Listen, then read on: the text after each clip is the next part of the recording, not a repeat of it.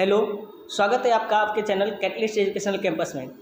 दोस्तों, आज हम लोग देखेंगे क्लास 12 का बायोलॉजी क्लास 12 का चैप्टर नंबर 9, जिसका नाम है खाद्य उत्पादन में वृद्धि की कार्यनीति। ठीक है, तो इसका जो है 6 तक हम लोग क्वेश्चन आंसर देख चुके थे। अभी 7वां नंबर से है। तो 7वां नंबर क्वेश्चन है कि पादप प्रजनन में भाग लेने वाले विभिन्न चरणों का संक्षेप में वर्णन कीजिए।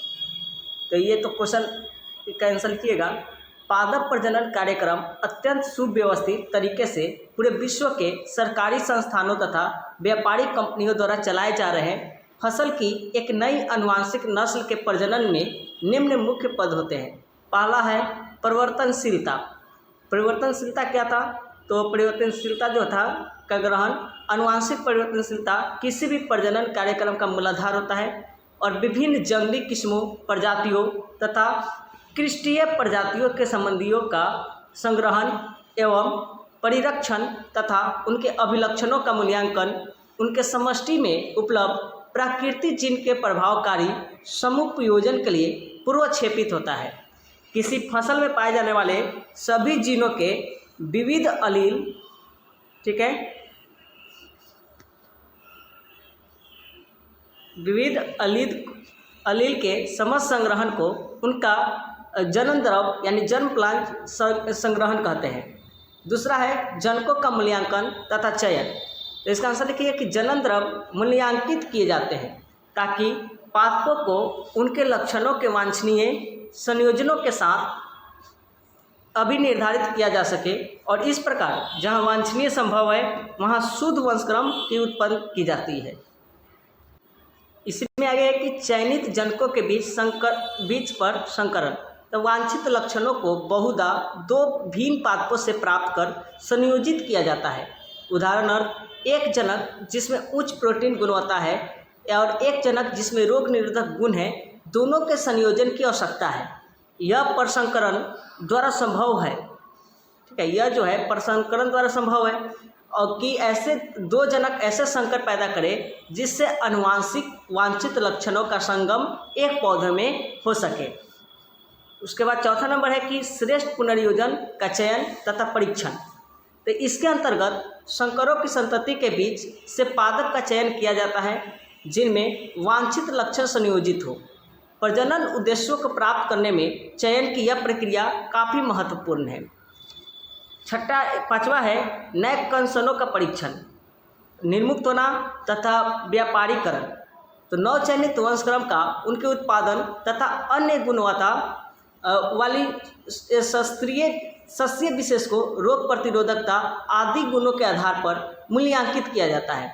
मूल्यांकित पौधों को अनुसंधान वाले खेतों में जहां उन्हें आदर्श उर्वरक प्राप्त हो रहे हैं, उन्हें सिंचाई का पानी मिल रहा हो तथा अन्य समुचित सस्य प्रबंधन आदि उपलब्ध हो, वहां पैदा किया जाता है तथा उसमें उपयुक्त गुणों का मूल्यांकन किया जाता है।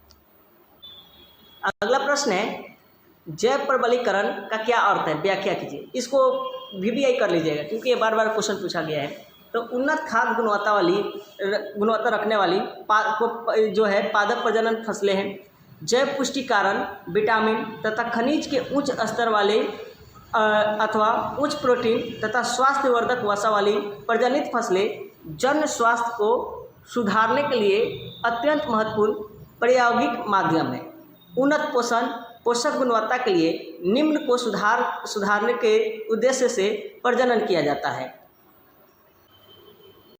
आगे है कि प्रोटीन अंश तथा गुणवत्ता, तेल अंश तथा गुणवत्ता, विटामिन अंश, उसके बाद सूक्ष्म पोषक तथा खनिज अंश। तो इसका आंसर लिखिएगा। इसका आंसर मतलब आगे फिर लिखिएगा, इसको पैराग्राफ चेंज करके। पहले से विद्यमान संकर मक्का की तुलना में 2000 में विमुक्त संकर मक्का में अमीनो एसिड, लाइसिन तथा ट्रिप्टोफैन की दुगुनी मात्रा विकसित की गई। गेहूं की किस्म जिसमें उच्च प्रोटीन अंशों A+60 जो कि कृषि गेहूं की ऐसी उन्नतशील किस्म तैयार करने के लिए दाता की तरह से प्रयोग किया गया है और लौह तत्व बहुल धान की किस्म को विकसित करना अब संभव हो गया है। इसमें सामान्यतः प्रयोग में लाई गई किस्मों की तुलना में लौह तत्वों की मात्रा 5 गुना अधिक होती है।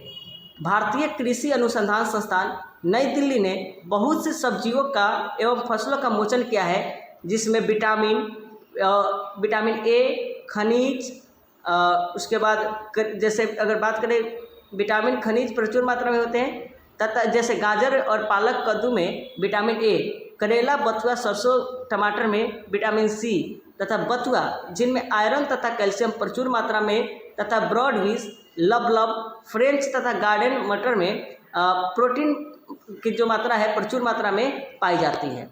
ठीक है। अगला प्रश्न है कि विषाणु मुक्त पादप तैयार करने के लिए पादप का कौन सा भाग सबसे अधिक उपयुक्त होता है तथा क्यों? तो इसका आंसर लिखिएगा कि विषाणु मुक्त पादप तैयार करने के लिए पादप का तना यानी मेरिस्टेम, एपिकल एंड एक्जिलरी जो तना होता है यानी एपिकल तथा एक्जिलरी भाग हमेशा विषाणु मुक्त रहता है। पादप विषाणु जो है जड़, भूमिगत, तना और वल्ब यानी राइजोम आदि द्वारा संचालित होते हैं। विषाणु मुक्त स्वास्थ्य पादप प्राप्त करने के लिए यदि उत्तक संवर्धन यानी टिश्यू कल्चर तकनीक का प्रयोग किया जाए तो हम एक स्वस्थ रोगाणु मुक्त पादप प्राप्त कर सकते हैं, और यह तकनीक आलू, गन्ना तथा स्ट्रॉबेरी आदि में सफलतापूर्वक प्रयोग की जा रही है। अगला प्रश्न है कि सूक्ष्म प्रवर्धन द्वारा पादपों के उत्पादन के मुख्य लाभ क्या है? तो इसका आंसर लिखिएगा कि उत्तक संवर्धन द्वारा कृषि, उद्यान तथा वानिकी के लिए उपयुक्त पादप सामग्री के भौत्वरित गुणन को सूक्ष्म प्रवर्धन कहते हैं। सूक्ष्म प्रवर्धन द्वारा पादपों के उत्पादन के मुख्य लाभ इस प्रकार है। पहला है बहुप्ररोहिका उत्पादन यानी मल्टीपल शूटलेट प्रोडक्शन। प्ररोह शिखाग्र से संवर्धित करके किसी विलक्षण पौधे या संकर की अनेक प्रतिकृतियाँ प्राप्त की जा सकती है। विशिष्ट उपचारों के फलस्वरूप कैलस के बजाय अनेक कलिकाएँ बनती हैं जिन्हें उगाकर प्ररोह प्राप्त किए जा सकते हैं, जिनमें हार्मोनों की सहायता से जड़ों के निर्माण को प्रेरित कर सकते हैं। आलू, इलायची, केला, क्रिसेंथियम आदि के प्रवर्धन में इसकी काफ़ी सहायता मिली है। अगला है कायिक भ्रूण विकास यानी सोमैटिक एम्ब्रियोजेनेसिस। कायिक भ्रूण या एम्ब्रॉयड के भ्रूण है जो उत्तक संवर्धन में कायिक कोशिकाओं से विकसित होते हैं। ये उन सभी प्रवस्थाओं में से गुजरते हैं जिनमें से लैंगिक जनन के फलस्वरूप उत्पन्न भ्रूण गुजरते हैं। थोड़े से संवर्धन माध्यम में गाजर के हजारों एम्ब्रॉयड प्राप्त किए जा सकते हैं जिनसे पौधे विकसित किया जा सकते हैं। इसमें तीसरा नंबर है रोग मुक्त पौधे के उत्पादन में यानी production of disease free plants. तो कायिक प्रवर्धन करने वाले पौधों में रोगाणु, विषाणुओं का संचारण आसानी से प्रद्रव्य द्वारा होता है। ऐसा पाया गया है कि रोगग्रस्त पौधे के प्ररोह शीर्ष के विभेन्योत्तक की कोशिकाओं में रोगाणु नहीं होते। इन कोशिकाओं के संवर्धन से आलू, गन्ना, स्ट्रॉबेरी आदि अनेक पौधे को रोगमुक्त अवस्था में प्राप्त किया जाता है। और पुंजनित अगुणित पौधे की प्राप्ति। अगुणित पौधों का पादप प्रजनन कार्यक्रम में काफ़ी महत्व है। आप जानते हैं कि शुद्ध समजात यानी पौधे के प्राप्त करना अति कठिन काम है। कई पीढ़ियों तक स्वपरागण कराना पड़ता है, परंतु उत्तक संवर्धन द्वारा यह काफ़ी सरल हो गया है। और इसके अलावा आप जानते हैं कि प्रत्येक प्रयोग यानी यहाँ पे आप नहीं कीजिएगा, हम जानते हैं, यहाँ पे लिखिएगा खास करके। हम जानते हैं कि प्रत्येक परागकोश में कई हजार अगुणित कोशिकाएँ यानी परागकण होती है। इनको संवर्धित करके इनसे अगुणित पौधे प्राप्त किए जाते हैं। कोल्चिसिन की सहायता से इनके गुणसूत्रों को दुगुना करके समजात द्विगुणित पौधे भी प्राप्त किए जा सकते हैं। इस प्रकार समजात विभेदों की प्राप्ति के लिए लंबे समय तक प्रतीक्षा नहीं करनी पड़ती है। सर्वप्रथम गुहा एवं महेश्वरी यानी गुहा एंड महेश्वरी 1965 ने दतुरा इनोक्सिया के पुंजनिक अगुणित पौधे प्राप्त किए थे।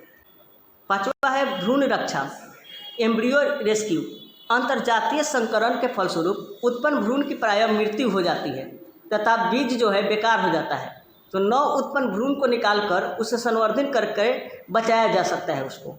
ठीक है। उसके बाद है उत्परिवर्तनों का प्रेरण व चयन यानी induction and selection of mutants. कोशिकाओं को तरल संवर्धन माध्यम में उगाकर अच्छी तरह उसको हिलाया जाता है ताकि कोशिकाएं माध्यम में निलंबित हो जाए। तत्पश्चात इन कोशिकाओं को विभिन्न पेट्री डिशों में ऐसे संवर्धन माध्यम में हस्तांतरित कर दिया जाता है जिनमें उत्परिवर्तक प्रेरक जो है रसायन है, और प्राप्त उत्परिवर्तन में से लाभदायक विभेदकों को चुन लिया जाता है। इसी प्रकार अप्रीतिनाशक लवण आदि डालने से कभी कोशिकाओं की मृत्यु हो जाएगी केवल वे ही बच पाएंगी जो इनका प्रतिरोध कर सकती है। तो उनसे पौधे की रोधी ये विकसित मतलब रोधी पौधा जो उसे विकसित किया जा सकता है। उसके बाद है जीव द्रव्यक संलयन यानी प्रोटोप्लास्ट फ्यूजन। तो इस विधि में ऐसे पौधे के संकर तैयार किए जा सकते हैं जिनके बीच लैंगिक प्रजनन संभव नहीं है और पौधों की कोशिकाओं से एंजाइम की सहायता से कोशिका भित्ति को हटा दी जाती है तथा जीव द्रव को संवर्धन माध्यम में उगाया जाता है। और इससे पूर्व की कोशिकाएं भित्ति पुनः बने दोनों जातियों तथा उपजातियों के जीव द्रव्यकों को पॉलीइथाइलिन या ग्लाइकोल यानी PEG अथवा अन्य उपयुक्त पदार्थों की सहायता से संलयन करा दिया जाता है। इन संकर जीव द्रव्यकों को संवर्धित करके उनसे संकर पौधे प्राप्त किए जाते हैं। आलू तथा मटर और टमाटर का, खास करके आलू और टमाटर का संकर पोटोमेटो इसका अच्छा उदाहरण है। अगला क्वेश्चन है कि पत्ती में कर्तोत्तक पादप के प्रवर्धन में जिस माध्यम का प्रयोग किया गया है उसमें विभिन्न घटकों का पता लगाएं।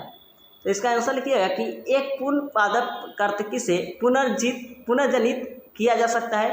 ऐसे पादप जैसे पादप का कोई भाग ले लेते हैं, उसे विशिष्ट पोषक मीडिया तथा रोगाणु रहित स्थिति में एक टेस्ट ट्यूब में उगने दिए जाए तो यह किसी कोशिका कर्तकी से पूर्ण पादप में जनित होने की यह क्षमता जो है पुनर्सक्तता कहलाती है। ठीक है, टोटिपोटेंसी जो पढ़ाएंगे थे वही। पोषक माध्यम जो है, पोषक माध्यम कार्बन स्रोत जैसे सुक्रोज तथा अकार्बनिक लवण, विटामिन, अमीनो अम्ल तथा वृद्धि नियंत्रक हार्मोन जैसे ऑक्सीन, साइटोकाइनिन आदि प्रदान करने से संभव हुआ है।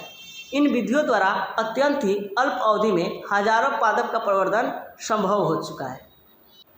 अगला क्वेश्चन जो है वह सस्य पादपों की किन्हीं 5 संकर किस्मों के नाम बताइए और जिसका विकास भारतवर्ष में हुआ है।